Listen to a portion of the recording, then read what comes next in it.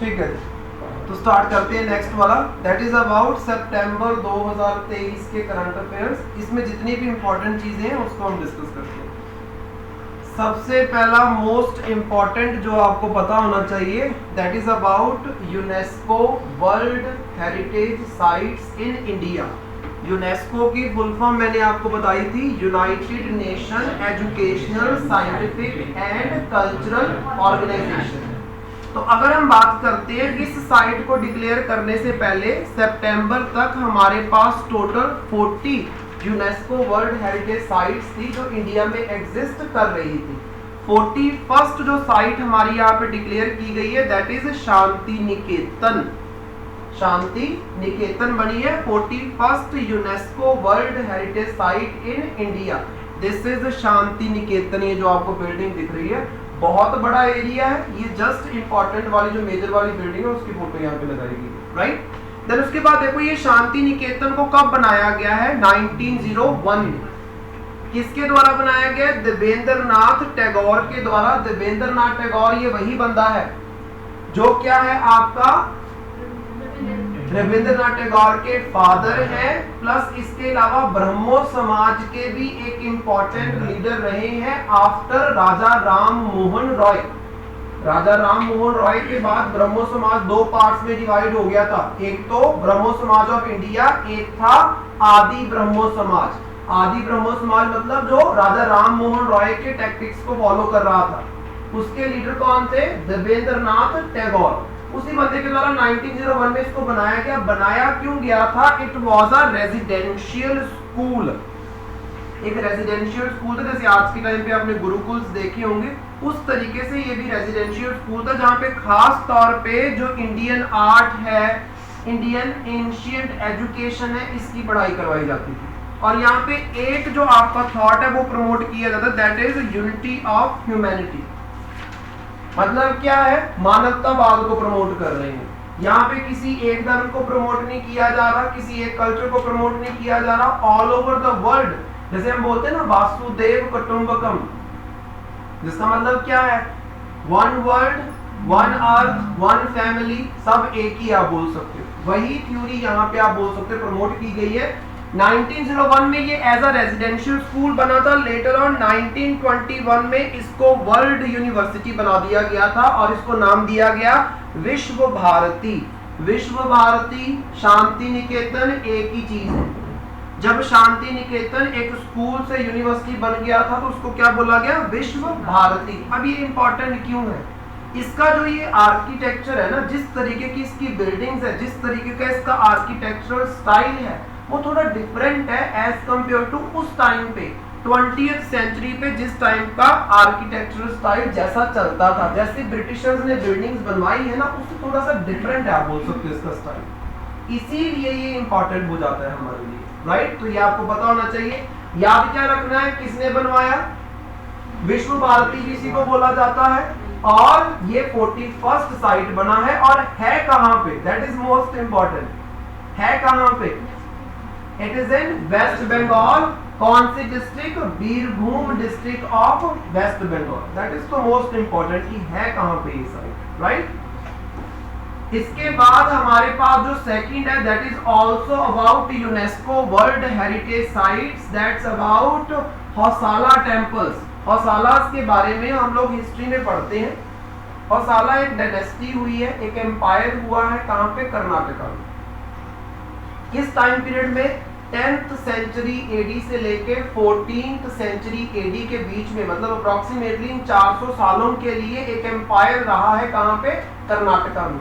उनके 3 जगहों पे टेम्पल्स हैं। एक तो है बेलूर में टेम्पल्स, देन सोमनाथपुर में टेम्पल्स हैं, एंड हेल बिदु में टेम्पल्स हैं। 3 लोकेशंस हैं, बेलूर, सोमनाथपुर एंड हेल बिदु। इन 3 जगहों पे जो हौसालास के टाइम पीरियड के 12th एंड 13th सेंचुरी के टेम्पल्स हमें मिलते हैं, उन सभी टेम्पल्स को एक साथ यूनेस्को ने बोला एंसेम्बलेंस ऑफ द हौसाला इन कर्नाटका, मतलब कर्नाटका के कल्चर को दर्शाने वाले ये सारे के सारे टेम्पल्स हैं।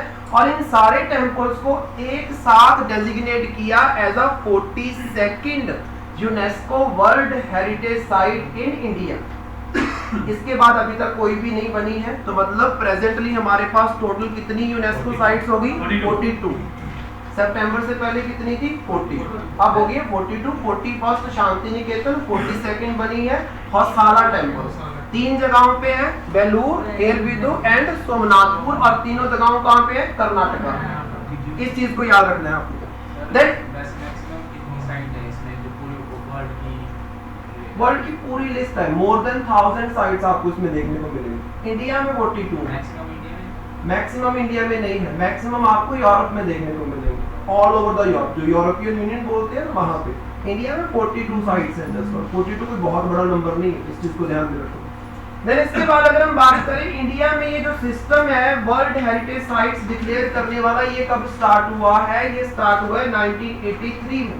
1983 में Ajanta caves, Ellora caves, Agra fort and Taj Mahal, इनको डिक्लेयर किया गया था as a UNESCO world heritage site. अगर कोई पूछ लेना सबसे पहली कौन सी साइट को यूनेस्को वर्ल्ड हेरिटेज साइट का दर्जा दिया गया, दैट वाज अजंता केव, उसके बाद एलोरा, उसके बाद आगरा फोर्ट, उसके बाद ताजमहल, और ये सब हो कब रहा है? 1983 में। और प्रेजेंट 2023 तक टोटल कितनी हो गई है? 42। इतना याद रखो। नेक्स्ट हमारे पास आ जाता है वर्ल्ड का टॉलेस्ट नटराज का स्टैचू। ये जो नटराज का स्टैचू है, ये क्यों न्यूज में चल रहा था? क्योंकि G20 की आपकी जो मीटिंग चल रही थी, जो लास्ट वाली मीटिंग्स हुई है, वो कहाँ पे हुई है? दिल्ली में। और दिल्ली में वो जहां पे हो रही थी, उस जगह का नाम क्या है? भारत मंडपम। उसी भारत मंडपम के बाहर, ये जो पीछे बिल्डिंग दिख रही है, दैट इज भारत मंडपम, उसी के बाहर वर्ल्ड का सबसे टॉलेस्ट जो नटराज का स्टैचू है वो लगाया गया। नटराज का स्टैचू बहुत इंटरेस्टिंग है जानने के लिए। कल्चरल पर्सपेक्टिव से अगर हम देखते हैं तो नटराज के स्टैचू में आपको बहुत सारी चीजें देखने को मिलेंगी। जैसे फॉर एग्जांपल, सबसे पहले इसमें शिव जी के 4 हाथ दिखाए जाते हैं।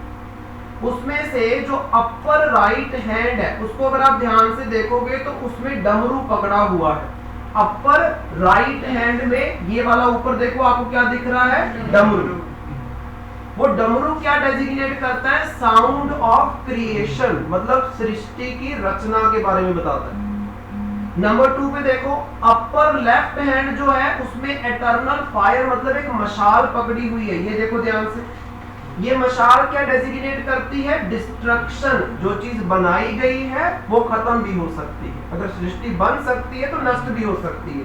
देन उसके बाद लोअर लेफ्ट हैंड की अगर हम बात करते हैं, लोअर राइट हैंड की बात करते हैं, राइट हैंड में तो आपको अभय मुद्रा देखने को मिलेगी। इस तरीके से एक हाथ ऐसे है, एक हाथ ऐसे है, this is the right, this is the left, ये अभय मुद्रा होती है। इसका मतलब क्या होता है? जब कोई बंदा ऐसे करता है उसका मतलब क्या होता है? आशीर्वाद। मतलब जो भी भक्त है उनको डरने की जरूरत नहीं है, अभय।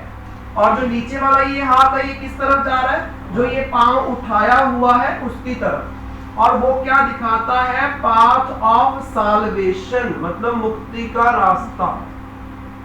जो नीचे वाला हाथ इस तरीके से किया हुआ, वो क्या डेजिग्नेट करता है? साल्वेशन का पाथ। देन शिवा जो डांस कर रहे हैं, वो किसके ऊपर डांस कर रहे हैं? एक ड्वार्फ पर्सन के ऊपर। ड्वार्फ मतलब बौना, समझते हो ना बौना क्या होता है? ड्वार्फ पर्सन के ऊपर डांस कर रहे हैं। और वो ड्वार्फ पर्सन क्या डेजिग्नेट कर रहा है? इग्नोरेंस। इग्नोरेंस मतलब लैक ऑफ नॉलेज, ज्ञान की कमी होना। तो उसके ऊपर खड़े आप बोल सकते हो, मतलब इग्नोरेंस को उस तरीके से आपको दबाने की जरूरत है और ज्ञान की तरफ बढ़ने की जरूरत है। देन उसके बाद अगर हम बात करते हैं, जो शिव जी हैं यहाँ पे, उनके एक कान में जो ईयरिंग डाला हुआ है दैट इज मेल ईयरिंग, और दूसरे में फीमेल ईयरिंग। और ये क्या दर्शाता है? अर्धनारीश्वर रूप ऑफ शिव जी। उसके बाद अगर हम बात करते हैं, शिव जी के हाथ के पास ना आपको यहाँ पे एक स्नेक देखने को मिलेगा। That snake designate the kundalini power. Kundalini power जो होती है ये आपकी स्पाइन में मिलेगी आपको। कुंडलिनी पावर एक एनर्जी होती है जिसको माना जाता है बिल्कुल लोअर स्पाइन में, मतलब जो आपकी लोअर बैक होती है ना, वहां पे एग्जिस्ट करती है। जैसे जैसे आपका ज्ञान बढ़ता जाता है वो पावर ऊपर की तरफ शिफ्ट करती है, और जब वो पावर आपके यहाँ पे इस वाले चक्र पे पहुंचेगी, उसका मतलब क्या होगा कि आपको कॉन्शियसनेस अचीव हो चुकी है। अब दुनिया का सारा ज्ञान अचीव कर चुके हो, आप दुनिया को समझ चुके हो। That designate the consciousness. Kundalini power and snake क्या डेजिग्नेट करता है? कॉन्शियसनेस। और तुम लोगों की कुंडलिनी पावर।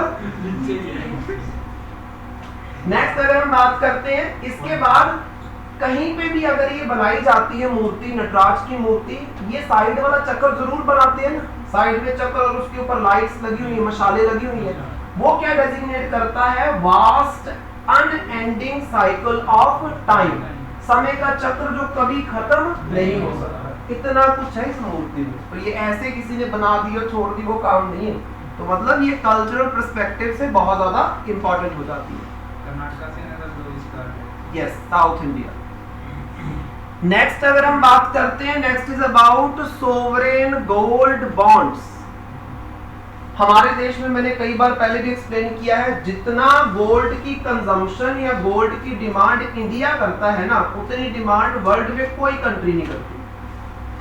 और हमारे यहाँ पे टोटल जितनी डिमांड होती है उसका सिर्फ 0.5% ही इंडियन माइंस फुलफिल कर पाती है। बाकी 99.5% आपको गोल्ड बाहर से मंगवाना पड़ता है, जिसकी वजह से हमारे इंपोर्ट में एक बहुत बड़ा हिस्सा गोल्ड का रहता है। अब सिंपल चीज है, अगर आप सामान बेचोगे बाहर की कंट्रीज को, आपके पास पैसा आएगा डॉलर के रूप में।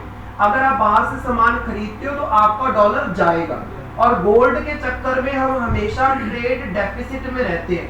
अब कभी भी देखना, हमारी जो टॉप ट्रेड वाली कंट्रीज है कौन कौन सी है? यूएसए है, सऊदी अरेबिया है, यूएई है, चाइना है, यही टॉप कंट्रीज है।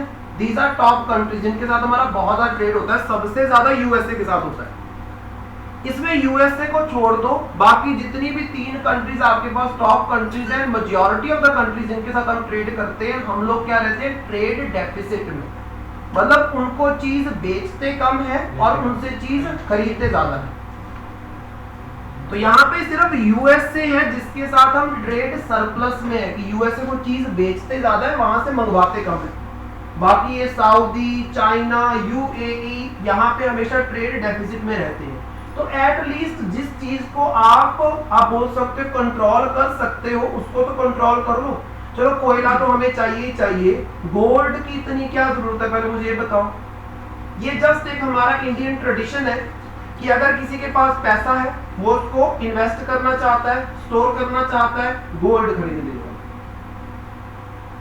वो गोल्ड जो खरीदते हो हर टाइम पहनते तो नहीं हो ना, आपकी तिजोरी में बंद पड़ा है। वो गोल्ड किसी काम का नहीं है, किसके? देश के किसी काम का नहीं है, आपके काम का है। अभी मोदी गवर्नमेंट ऐसे पास करते हैं बिल सर कि गोल्ड की वैल्यू मतलब 10% बच जाए तो ठीक हो जाएगा। हाँ, तो यहाँ पे क्या किया जा रहा है? यहाँ पे ना लोगों की जो, जैसे लोग इन्वेस्ट करने के लिए गोल्ड खरीदते हैं, तो गोल्ड के लिए सरकार ने क्या किया? आरबीआई के through, reserve Bank of India के थ्रू कुछ बॉन्ड्स इशू किए कि आपने मान लो 10 ग्राम गोल्ड खरीदना है, मतलब 1 तोला आपने गोल्ड खरीदना है, 10 ग्राम गोल्ड खरीदना है। गोल्ड खरीदने मत जाओ, आरबीआई का 10 ग्राम के गोल्ड का जो सर्टिफिकेट है वो खरीद लो। सर्टिफिकेट मतलब एक कागज जिसके ऊपर ये लिखा होगा कि इस बंदे ने इतने पैसे में इतने ग्राम का गोल्ड का सर्टिफिकेट खरीदा। उस सर्टिफिकेट को अपने पास रख लो। जब आपको कल को बेचना होगा, अपना गोल्ड बेचना चाहते हो, इस सर्टिफिकेट को बेच दो और अपना पैसा उतना ले लो वापस। और जब तक ये सर्टिफिकेट आपके पास रहेगा, पर एनम के हिसाब से 2.5% आपको इंटरेस्ट भी मिलता रहेगा। अब गोल्ड आपने खरीद के रख लिया, उसके ऊपर इंटरेस्ट थोड़ा मिलता है। वो तो किस्मत है कि प्राइस बढ़ जाए तो फायदा ही फायदा, ना बढ़े तो वहीं पे भी रह गया। यहाँ पे आपने इसको खरीदा और आपको इंटरेस्ट रेट भी मिलेगा। दूसरी चीज, अगर मान लो आपने क्या करना है? कर्जा लेना है। आप क्या करते हो? आप अपने जो भी जमीन के कागजात होते हो वो बैंक में देते हैं और बदले में पैसा ले लेते हैं। वैसे ये जो आपके सर्टिफिकेट्स हैं, इसको आप बैंक में देके बदले में कर्जा भी ले सकते हो। तो वो गोल्ड खरीदने की बजाय ये सर्टिफिकेट खरीद लो, वैल्यू इसकी गोल्ड जितनी ही रहेगी। And these certificates are called as gold bonds. कौन इशू करता है वो याद रखो? Reserve Bank of India. और अगर आप इसमें बात करें मैक्सिमम टू मैक्सिमम एक सिंगल पर्सन कितना खरीद सकता है, तो वो खरीद सकता है 4 kg of gold. Maximum 4 kilo gold खरीद सकते हो, इतना कोई खरीदता नहीं, बहुत रेयर होते हैं। और अगर कोई इंस्टीट्यूशन खरीद रहा है तो वो मैक्सिमम 20 kg तक खरीद सकता है। इस चीज को याद रखो। 2.5% इसके ऊपर आपको इंटरेस्ट मिलता है सालाना। आप पूछो क्या पूछो। शेयर मार्केट में नहीं इन्वेस्ट कर सकते हैं गोल्ड? शेयर मार्केट अलग चीज है, ये उनके लिए है जिनको खरीदना ही खरीदना है गोल्ड जाके, तो उसी वैल्यू के सर्टिफिकेट खरीद लो ना। तो आपको ये टेंशन कि मुझे संभाल के रखना है लॉकर में, आपको ऐसी कोई टेंशन नहीं, क्योंकि ये सर्टिफिकेट आपके नाम पे, इसको सिर्फ आप ही बेच पाओगे, कोई चोरी करके बेच नहीं सकता। समझ रहे हो ये चीज? मतलब एक तो सिक्योरिटी है, एक अब जनता को जितनी डिमांड चाहिए थी गोल्ड की, जितना इन्वेस्ट करना था उसकी बजाय उनको सर्टिफिकेट मिल गए, गोल्ड तो नहीं ना मंगवाना पड़ा, तो गोल्ड का जो इंपोर्ट है वो क्या हो जाएगा, कम हो जाएगा, और इंडिया की सरकार को फायदा ही फायदा। क्योंकि एक चीज हमेशा याद रखना, जैसे ही आपने गोल्ड बॉन्ड खरीदा, पैसा किसको दिया, आरबीआई को या फिर आरबीआई की किसी बैंक को, तो आपका पैसा कहाँ पे गया, बैंक में। बैंक क्या करेगी, आगे उसको किसी को लोन दे देगी, और जिसको लोन दिया है हो सकता है उस बंदे ने बिजनेस खड़ा करना हो, तो इकोनॉमी में पैसा चला गया। आपने गोल्ड खरीद के घर पे रख लिया, वो क्या कर रहा है, कुछ नहीं कर रहा है, ना तो आपके लिए कोई इंटरेस्ट लेके आ रहा है, ना सरकार के लिए कुछ लेके आ रहा है, ना देश के लिए कुछ लेके आ रहा है, राइट। तो एक मैनेजेबल तरीके से आप बोल सकते हो गोल्ड में इन्वेस्टमेंट को करने के लिए गोल्ड बॉन्ड जो है ये इशू किए गए, राइट। नेक्स्ट हमारे पास है unified payment interface. This is important. सबसे पहले इसकी फुल फॉर्म याद रखो, दैट इज मोस्ट इंपॉर्टेंट, क्योंकि ये फुल फॉर्म बहुत सारे पेपर्स में पूछी गई है, सीडीएस के पेपर में भी ये फुल फॉर्म पूछी हुई है। यूनिफाइड पेमेंट इंटरफेस, जिसको किसके द्वारा लॉन्च किया गया था, national payments corporation of India, NPCI। इस चीज को भी याद रखो, किसने लॉन्च किया था। अभी रिसेंटली यूपीआई में कुछ नए फीचर्स ऐड किए गए, जिसमें से एक फीचर हमारे पास क्या है, that is voice enabled payments. Voice enabled, जैसे मैंने उस दिन भी आपको बताया था कि करते हो हेलो सीरी, है ना, या हेलो गूगल, मैंने ये सर्च करना है, वो सर्च करना है, वैसे यहाँ पे क्या होगा, हेलो यूपीआई। आप पेमेंट करना चाहते हो तो ऑनलाइन आप जस्ट बोलोगे और वो पेमेंट हो जाएगी। Voice enabled UPI. नंबर 2 पे है credit line in UPI. Credit line का मतलब क्या है, जैसे आपने कई ऐप्स देखी होंगी ऑनलाइन, जैसे क्रेड ऐप है, उसके ऊपर आपको क्या है, ऑनलाइन क्या है, कर्जा मिल जाता है, लोन मिल जाता है, वैसा लोन आपको अब यूपीआई के प्लेटफॉर्म के ऊपर भी मिल जाएगा, राइट। लेकिन उसके लिए आपकी क्रेडिट रेटिंग जो है वो सही होनी चाहिए। देन आपके पास यूपीआई लाइट है। लाइट मतलब जो छोटे फोन होते हैं, सस्ते एंड्रॉइड फोन होते हैं, उसके ऊपर यूपीआई कई बार नहीं चल पाता, लोडिंग बहुत ज्यादा लेता है, तो वहां पे चलाने के लिए यूपीआई लाइट जो एप्लीकेशन है इसको लॉन्च किया गया कि ये छोटे फोन में, सस्ते एंड्रॉइड फोन में भी आसानी से चल जाएगा। और लास्ट हमारे पास है टैप एंड पे। वो तो हमें पता ही है कि चीज को टैप किया जाता है, पे किया जाता है, वो तो सिंपल चीज है, फंडा आप बोल सकते हो, राइट। स्कैन किया, पे कर दिया, वो वाली चीज, ठीक है। तो ये सारी की सारी जो आपकी फैसिलिटीज नए वाली हैं, ये यूपीआई में ऐड की गई है। पहले ये चीजें यूपीआई में नहीं थी, पहले पेमेंट भी करनी है, कोड भरना पड़ रहा है, अब जस्ट आप सीधा सीधा टैप करोगे चीज को और वो पेमेंट हो जाएगी। जैसे कार्ड के ऊपर नहीं होता, आपने वो देखिए जो एटीएम कार्ड होते हैं, चिप वाले कार्ड होते हैं, दैट इज टैप एंड पे, वही चीज यहाँ पे चलेगी, राइट। तो ये आपने याद रखना है, इसकी फुल फॉर्म जरूर याद रखना, बड़ा इंपॉर्टेंट है। नेक्स्ट हमारे पास है 1 तारीख 1 घंटा 1 साल।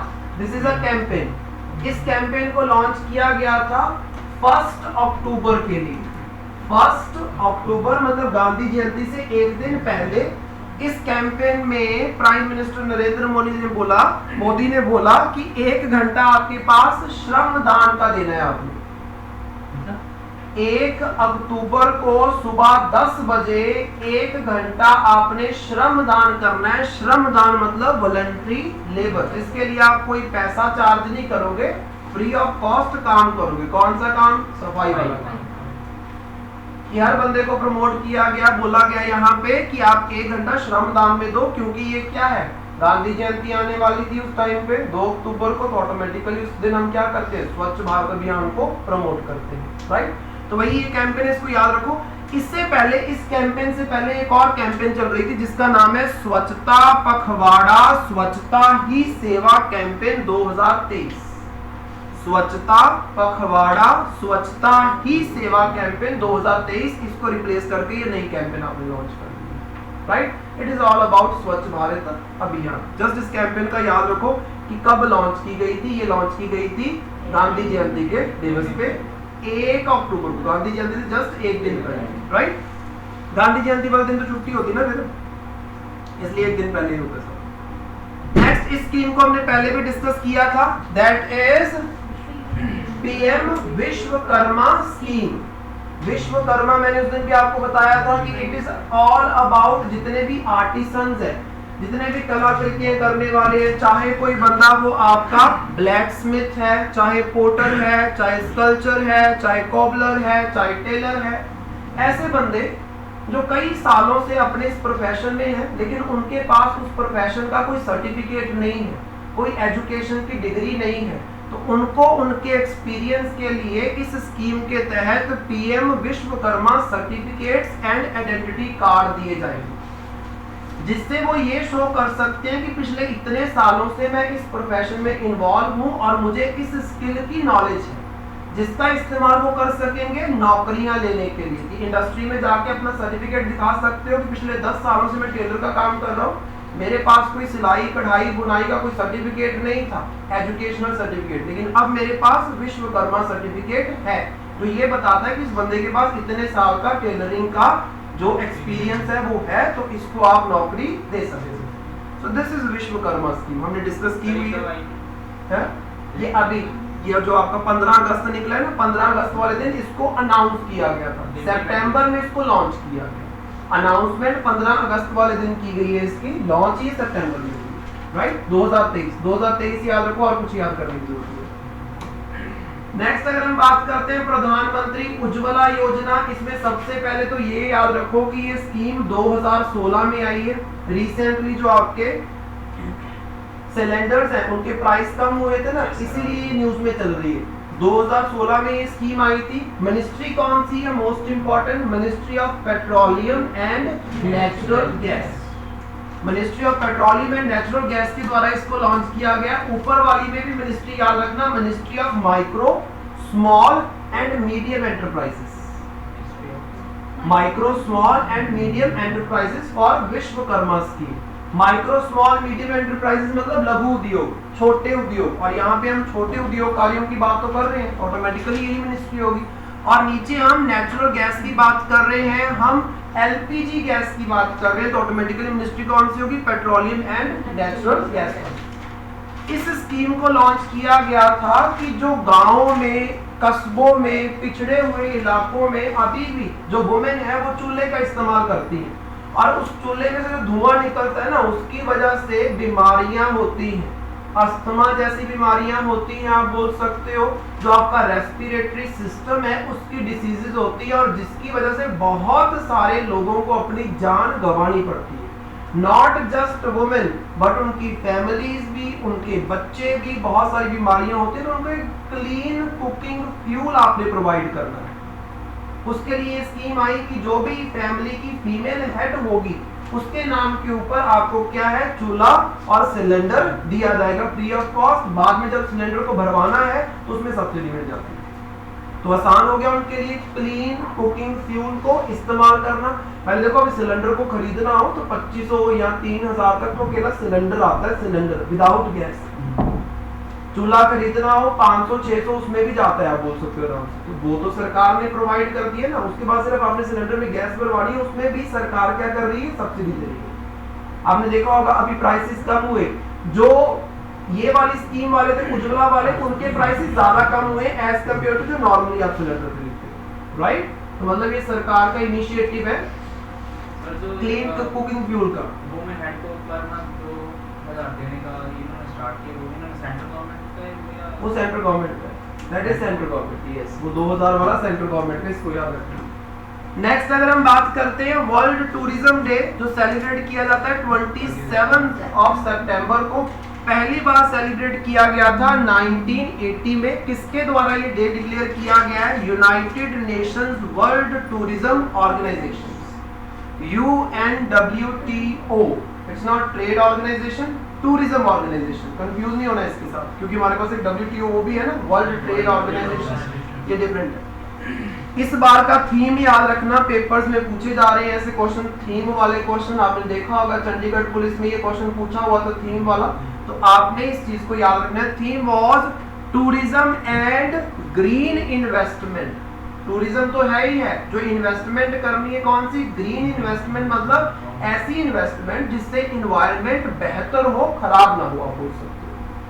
ऐसे प्रोजेक्ट में इन्वेस्टमेंट को बढ़ाना है जो टूरिज्म को बेहतर, जैसे फॉर एग्जांपल आप कहीं पे भी जा रहे हो, ब्लू बीच के कंसेप्ट के बारे में आपने सुना होगा। ब्लू बीच का सर्टिफिकेट दिया जाता है उन बीचेस को जहां पे क्या है, ऐसी फैसिलिटीज प्रोवाइड की गई है जो इन्वायरमेंट के लिए सूटेबल है, आप बोल सकते हो। अगर आप कहीं पे भी नए होटल्स बना रहे हो तो वहां पे ऐसी कंस्ट्रक्शंस करवाओ जो इन्वायरमेंट फ्रेंडली हो। ऐसा नहीं टूरिज्म के नाम पे आप इन्वायरमेंट की धज्जियां उड़ा दो, यहाँ पे टूरिज्म बहुत ज्यादा है जी, बहुत सारे पेड़ काट दो और बना दो रोड्स। यहाँ पे रोड्स बनाओ, पेड़ काटो, लेकिन उतने से कहीं डबल पेड़ लगाओ, तो जितना नुकसान किया है उतनी भरपाई भी करो, है ना। That is green investment. उस चीज को आपने याद रखना है, तो इसको आपने याद रखना है। नेक्स्ट हमारे पास is about global south. This is very important. ये आपने अक्सर ही न्यूज में सुना होगा, ग्लोबल साउथ। रिसेंटली मैंने भी एक वीडियो अपलोड की थी, आपने देखी होगी। ग्लोबल साउथ के कुछ जो मेंबर्स हैं वो बोल रहे हैं, इंडिया की तारीफें कर रहे हैं कि इंडिया डेवलप खुद भी हुआ है और ग्लोबल साउथ को भी उस रास्ते के ऊपर खींच के लेके जा रहा है। मतलब इंडिया एक ऐसी कंट्री है, ग्लोबल साउथ में, ग्लोबल साउथ के अभी देखते हैं, एक ऐसी कंट्री है जो खुद डेवलप नहीं हो रही, सिर्फ बाकियों को भी साथ में डेवलपमेंट के रास्ते के ऊपर लेके जा रही है। अब ये ग्लोबल साउथ, ग्लोबल नॉर्थ है क्या? ग्लोबल नॉर्थ मतलब ये जितनी भी रेड कंट्रीज है, मतलब developed countries, developed countries. Global south मतलब ये जो south America, Africa and Asia की कंट्रीज है जो डेवलपिंग कंट्रीज है। Developed countries of northern hemisphere को बोला जाता है global north, and developing countries of southern hemisphere को खास तौर पे बोला जाता है ग्लोबल साउथ। इससे पहले एक शब्द और भी यूज किया जाता था, थर्ड वर्ल्ड कंट्रीज। ऐसी कंट्रीज जो कब बनी है? वर्ल्ड वॉर 2 के बाद। फॉर एग्जांपल इंडिया कब बना है? वर्ल्ड वॉर 2 के बाद। सारी की सारी African countries, south American countries कब बनी है? वर्ल्ड वॉर 2 के बाद। उन सबको बोलते हैं थर्ड वर्ल्ड कंट्रीज। आज का मॉडर्न जो टर्म यूज करते हैं दैट इज ग्लोबल साउथ। तो third world countries and global south वाली कंट्रीज एक ही कंट्रीज है। यहाँ पे देखो ध्यान से, ये जो आपके पास थर्ड वर्ल्ड वाला कंसेप्ट है, ये एल्फ्रेड सॉवे के द्वारा दिया गया था। कब? 1952 में। 1952 में जो एल्फ्रेड सॉवे है उनके द्वारा ये कंसेप्ट दिया गया था, that is third world countries. Presently जो हम यूज करते हैं दैट इज ग्लोबल साउथ, जो 1969 में किसके द्वारा दिया गया? कार्ल ऑगल्सबाई के द्वारा। कार्ल ऑगल्सबाई, इनके द्वारा ये कंसेप्ट दिया गया है। बाकी मैंने आपको सारा समझा दिया। करंट अफेयर में क्या चल रहा था? India UN capacity building initiative. India ने यूएन के साथ मिलकर एक नया इनिशिएटिव स्टार्ट किया है, जिसमें इंडिया ने जिन टेक्नोलॉजीज का, जिन तरीकों का, जिन टैक्टिक्स का इस्तेमाल करके डेवलपिंग कंट्रीज में से सबसे ज्यादा डेवलपमेंट को अचीव किया है, वही सारे टैक्टिक्स इंडिया किसके साथ शेयर करेगा? जो अभी इंडिया से बहुत पीछे घूम रही है। तो हम हमारा एक्सपीरियंस ग्लोबल साउथ की कंट्रीज के साथ शेयर करेंगे यूएन के प्लेटफॉर्म का इस्तेमाल करके, और उनको भी डेवलपमेंट के रास्ते के ऊपर लेके जाएंगे। This is the initiative, but ये टर्मिनोलॉजीज को आपने याद रखना है। नेक्स्ट हमारे पास है Indo Pacific आर्मीज chiefs conference. Indo Pacific समझो सबसे पहले किसको बोला जाता है? दो ओशन है, Indian ocean and Pacific ocean. Indian ocean के अराउंड ऑस्ट्रेलिया, एशिया, अफ्रीका आपको देखने को मिलता है। पैसिफिक ओशन के around Asia, Australia, north America, south America आपको देखने को मिलता है। इन रीजन्स में खास तौर पे इस वाले रीजन में जो आपको कंट्रीज मिल रही हैं, इस रीजन में इन सब कंट्रीज को बोलते हैं एशिया पैसिफिक कंट्रीज, या बोलते हैं इंडो पैसिफिक कंट्रीज। और वही इंडो पैसिफिक कंट्रीज के आर्मी चीफ्स की मीटिंग जो है वो कंडक्ट हुई है, कहां पे हुई है? न्यू दिल्ली में। कितने आर्मी चीफ्स आए हैं? 30 कंट्रीज के आर्मी चीफ्स यहाँ पे इकट्ठे हुए। और ये जो आपकी मीटिंग है किसके द्वारा होस्ट की गई है? तो यूएसए की आर्मी एंड इंडियन आर्मी के द्वारा इस मीटिंग को होस्ट किया गया। ये मीटिंग इतनी इंपॉर्टेंट क्यों है? इंडो पैसिफिक मैंने स्पेशली यहाँ पे आपको बताया क्यों इंपॉर्टेंट है। चाइना की डोमिनेंस इसमें बढ़ती जा रही है, एक तो वो कारण है। दूसरा कारण यहाँ पे देखो, ये जो इंडो पैसिफिक रीजन है इसमें दुनिया की 64% पॉपुलेशन रहती है, क्योंकि वर्ल्ड की मोस्ट पॉपुलस कंट्रीज जिसमें इंडिया है, चाइना है, यूएसए है, ये किसमें है? इंडो पैसिफिक रीजन में ही पड़ती है। तो 64% वर्ल्ड की टोटल पॉपुलेशन, और वर्ल्ड में जितना टोटल जीडीपी है, जीडीपी मतलब प्रोडक्शन, वर्ल्ड की टोटल प्रोडक्शन में से 63% प्रोडक्शन एक्चुअल में कहां पे हो रही है? इंडो पैसिफिक कंट्रीज में। और एट द एंड वर्ल्ड का जो मर्चेंट ट्रेड है, जो मैन्युफैक्चर्ड चीजों का ट्रेड होता है, उसमें भी 46% कहां पे होता है? इसी वाले रीजन में होता है। Right, this is important. इसी रीजन के रिलेटेड एक और आपके पास करंट अफेयर है, आगे चल के आपके पास आएगा, दैट इज अबाउट एशियान, वो भी इंपॉर्टेंट है हमारे लिए। Next is also very much important, international relations लगा लो या वैसे जनरल नॉलेज लगा लो, that is about Saudi Arabia. Saudi Arabia की अगर हम बात करें, it is one of the top trading countries of India. Saudi Arabia क्यों न्यूज में आया? क्योंकि सऊदी अरेबिया के जो क्राउन प्रिंस हैं प्लस जो प्राइम मिनिस्टर भी हैं, उनके साथ इंडियन प्राइम मिनिस्टर की मीटिंग हुई और सऊदी अरेबिया एंड इंडिया के रिलेशंस को इंप्रूव करने के लिए बहुत सारी डिस्कशंस की गई हैं। Discussions are not important, but Saudi Arabia इतना इंपॉर्टेंट क्यों है वो आपको पता होना चाहिए। सबसे पहले तो जैसे क्वेश्चन आजकल पूछ रहे हैं, सऊदी अरेबिया के crown Prince and prime minister जो है उनका नाम क्या है? उनका नाम है प्रिंस मोहम्मद बिन सलमान बिन अब्दुल अजीज अल सौद। एक बंदा है ये, एक पर्सन है ये पीएम भी है, क्राउन प्रिंस भी है। क्राउन प्रिंस मतलब राजा के बाद जो राजा बनेगा। और राजा यहाँ के कौन है? राजा है सलमान बिन अब्दुल अजीज अल सौद। अब्दुल अजीज अल सौद इनका फैमिली नेम आप बोल सकते हो, जो ये पीछे लगा दिया। और ऊपर वाले ने सलमान बिन क्यों लगाया? क्योंकि ऊपर वाले के फादर का नाम है सलमान बिन, उसका अपना नाम सिर्फ है मोहम्मद बिन, बाकी फादर का नाम और फैमिली का नाम लगा के चल रहे हैं, राइट? उसका नाम है मोहम्मद बिन, जस्ट मोहम्मद बिन। उनके साथ मीटिंग हुई है। देन सऊदी अरेबिया इतना इंपॉर्टेंट क्यों है? हमें पता है ये पूरे का पूरा रीजन हमारे लिए इंपॉर्टेंट है, चाहे ये पर्शियन गल्फ हो आपकी, चाहे ये रेड सी का एरिया हो, ये सब इंपॉर्टेंट है। इस वाले रीजन में एक कंट्री पड़ती है, that is your Iraq. Iraq से सबसे ज्यादा इंडिया इंपोर्ट करता है क्रूड ऑयल, और नंबर 2 पे कौन है जहां से क्रूड ऑयल हम इंपोर्ट करते हैं? Saudi Arabia. तो टॉप 2 कंट्रीज जहां से इंडिया क्रूड ऑयल मंगवाता है, नंबर 1 इज इराक, जो कहां पे पड़ेगा? ये रहा इराक, और नंबर 2 इज सऊदी अरेबिया, जो ये हाईलाइटेड वाला पोर्शन है, राइट?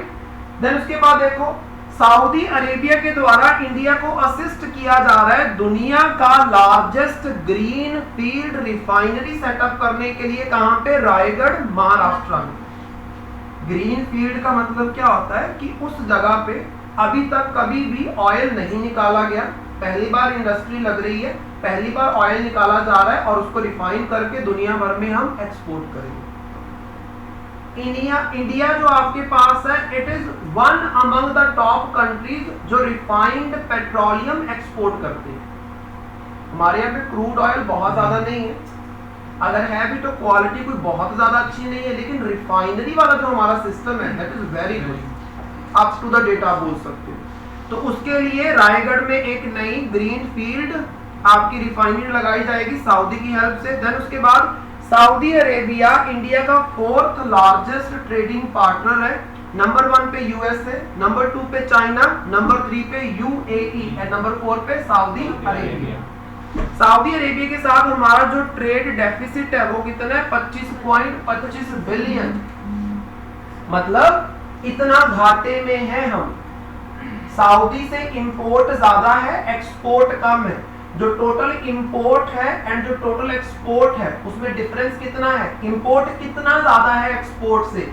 25.25 बिलियन का इंपोर्ट ज्यादा है एक्सपोर्ट से, आप बोल सकते हो।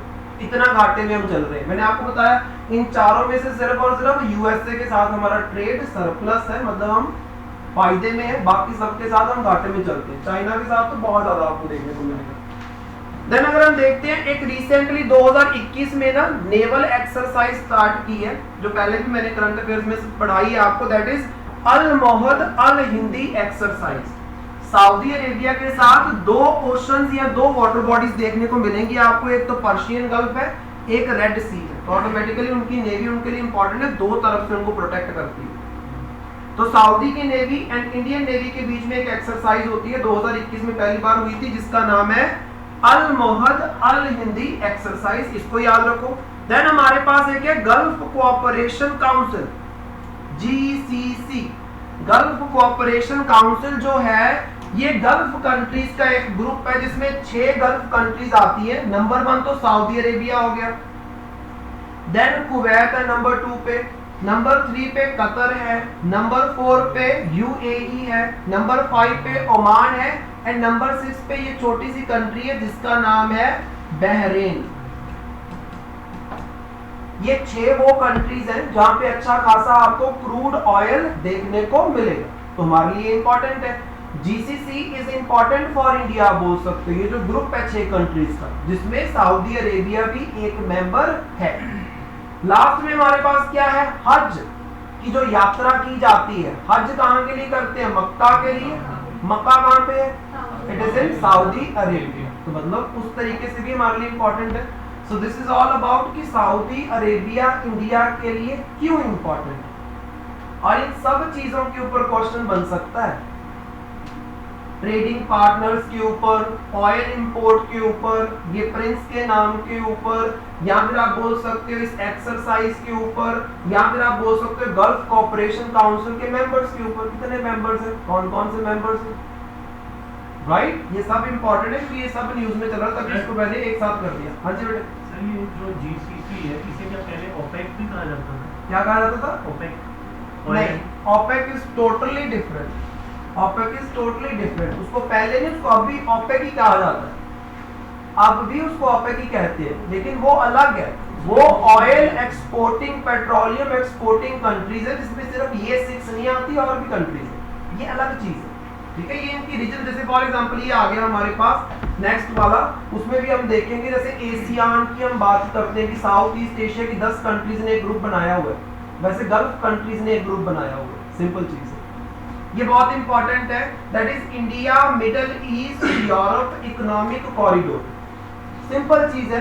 G20 की मीटिंग्स के दौरान इस कॉरिडोर को लॉन्च किया गया। कॉरिडोर मतलब एक रास्ता जहां से व्यापार आएगा जाएगा, ट्रेड होगा, इंपोर्ट एक्सपोर्ट, ये सब होगा। कैसे चलेगा ये इंडिया से शिप रूट के थ्रू आप कनेक्ट करोगे यूएई के साथ। देन यूएई से सऊदी से होते हुए आप जाओगे जॉर्डन में, जॉर्डन से होते हुए आप जाओगे इजराइल में, इजराइल से आप सीधा कनेक्ट कर सकते हो, चाहे तो ग्रीस के साथ कर लो, चाहे आप इटली के साथ कर लो, और उसके बाद आप पूरे के पूरे यूरोप के साथ रेल रूट के थ्रू कनेक्ट कर सकते हो। तो इंडिया से यूएई शिप रूट, यूएई से इजराइल रेल रूट, आगे शिप अगेन रेल रूट। ये जो नया रूट आपने बनाया है ट्रेड को प्रमोट करने के लिए, कनेक्टिविटी के लिए, that is called as India Middle East Europe. ये इंडिया हो गया, ये सारी कंट्रीज को बोलते हैं मिडल ईस्टर्न कंट्रीज, और ये क्या हो गया आपका येलो वाला? यूरोप। इन तीनों को कनेक्ट कर रहे हैं। अब किस किस ने इसके ऊपर एग्रीमेंट साइन किया? तो एक तो इंडिया है, यूएसए की इन्वेस्टमेंट इसमें बहुत ज्यादा है। देन सऊदी अरेबिया है, यूरोपियन यूनियन जिसमें आपको 27 कंट्रीज देखने को मिलेंगी।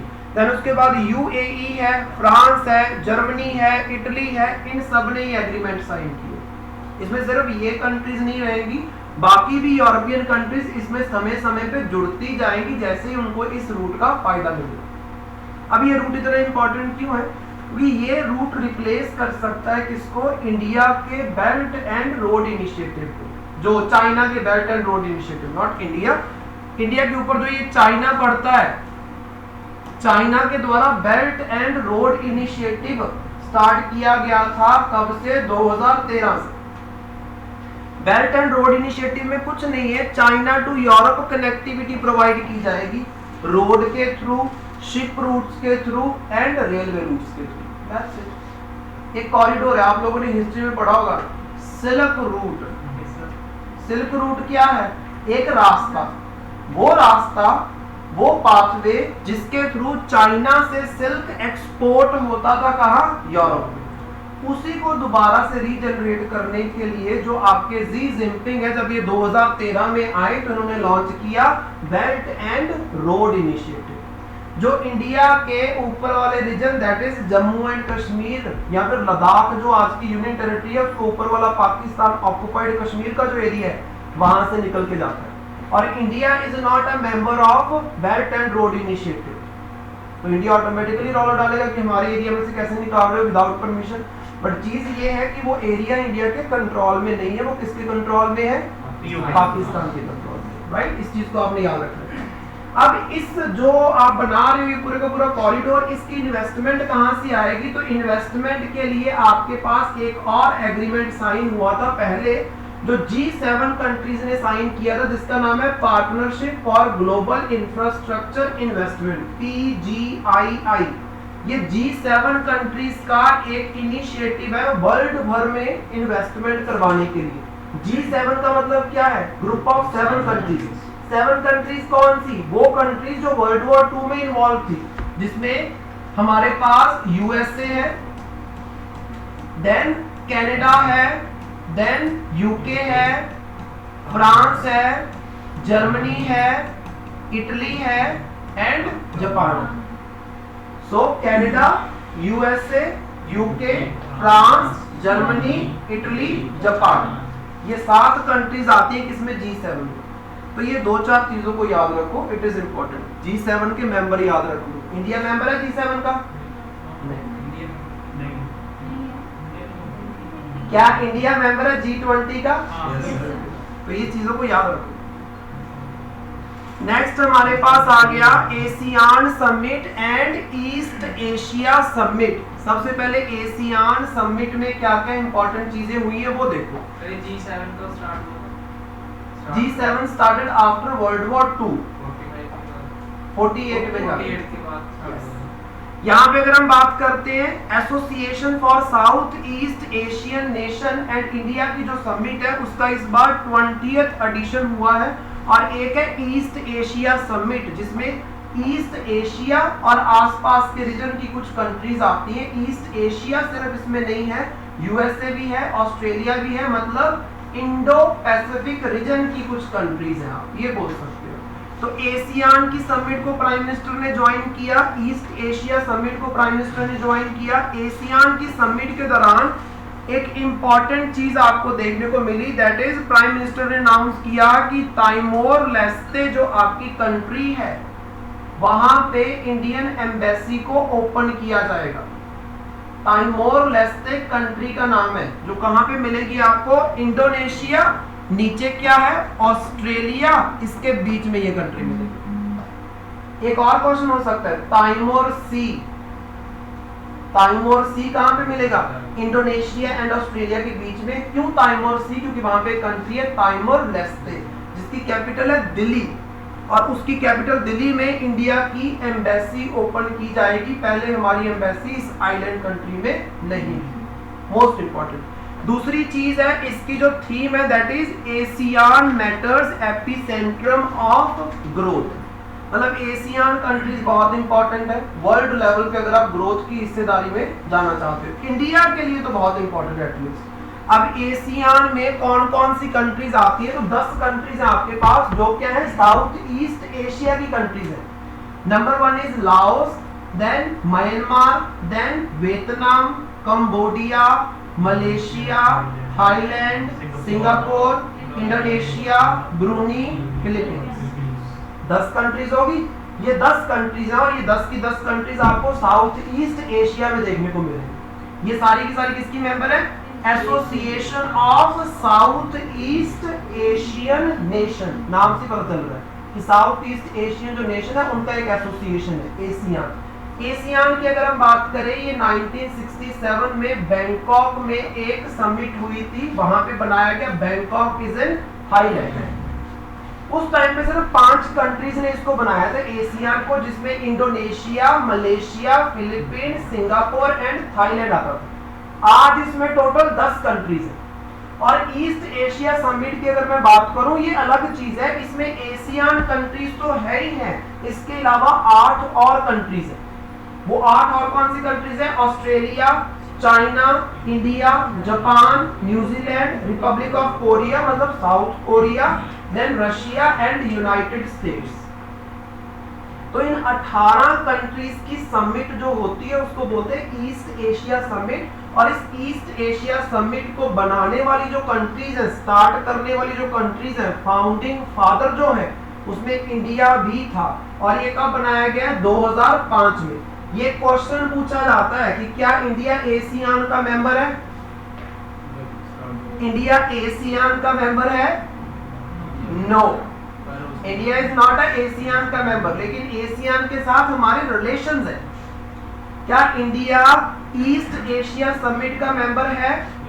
बिल्कुल, क्योंकि जो एशियन कंट्रीज के अलावा 8 कंट्रीज मैंने आपको बताई, उसमें एक इंडिया भी तो है, तो टोटल 18 कंट्रीज इसमें आती है। ये आपको पता होना चाहिए, इट इज इम्पोर्टेंट। बहुत सारी इंफॉर्मेशन बहुत कम शब्दों में लिखी गई है, पता होनी चाहिए, राइट।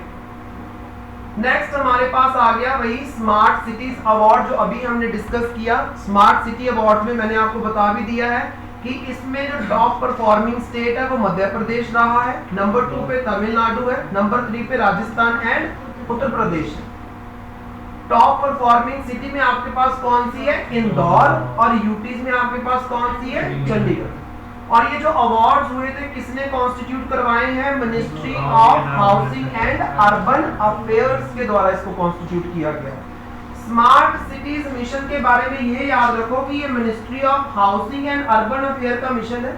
कब लॉन्च किया गया? 2015 में। और इसमें टोटल हमने 100 सिलेक्टेड स्मार्ट सिटीज बनाने का मिशन लॉन्च किया। 2015 100 स्मार्ट सिटीज। मिनिस्ट्री कौन सी है? Housing and urban affair. Awards कहाँ पे हुए हैं? इंदौर में। किस मिनिस्ट्री ने करवाए हैं? Same ministry. Top performing city कौन सी है? इंदौर। इसके बाद कौन सा था? सूरत, देन आगरा।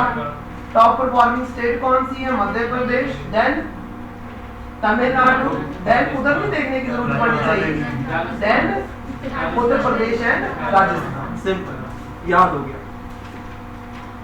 नेक्स्ट आपके पास आ रहा है C295 295 एयरक्राफ्ट। इस एयरक्राफ्ट के बारे में एक सिंपल चीज याद रखो आप, ये जो एयरक्राफ्ट है ये हमारे लिए इतना क्यों इंपॉर्टेंट है? क्योंकि ये एयरक्राफ्ट स्पेनिश टेक्नोलॉजी के साथ इंडिया में ही बनाया गया है, पहले तो इस बात को याद रखो।